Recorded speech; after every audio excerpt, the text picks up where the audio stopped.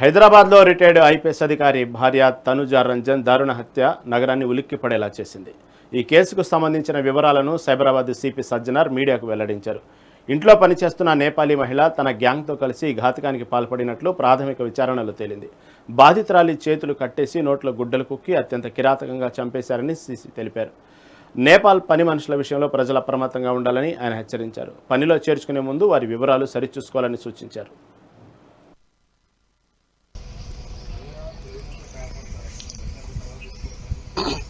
అన్న camera back అన్న please రా ఇంకా అన్న పంపించేశారు అన్న అన్న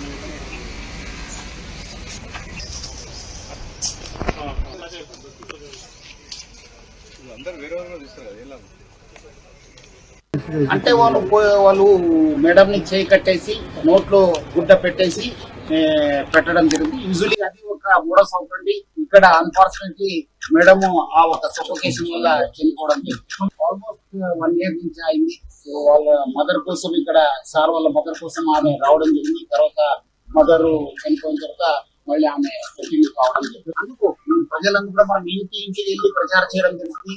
నేపాలీస్ పట్ల మీరందరూ కూడా అప్రమత్తం ఉండాలి. ఎందుకంటే ఇంట్లో పోలీస్ చెప్పింది కూడా మళ్ళీ మీ ఇంట్లో పెడుతున్నారు. వాళ్ళు ఎవరు ఏమన్నా చూడరు, వాళ్ళు అవకాశం కోసం చూసుకుంటారు.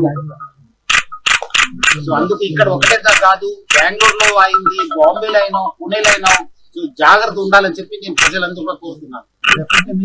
దాన్ని మనం ఎంత పోయింది ఏం పోయిందని చెప్పి అంచనా చేయడం జరుగుతుంది.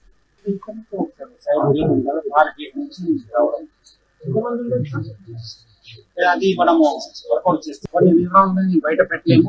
ఇన్వెస్టిగేషన్ కోసము మనం చేస్తున్నాం. డెఫినెట్లీ మీకు అప్డేట్ ఇస్తాను. చెప్తాను, మళ్ళీ చెప్తాను మీకు ఈవినింగ్ దాకా. మళ్ళీ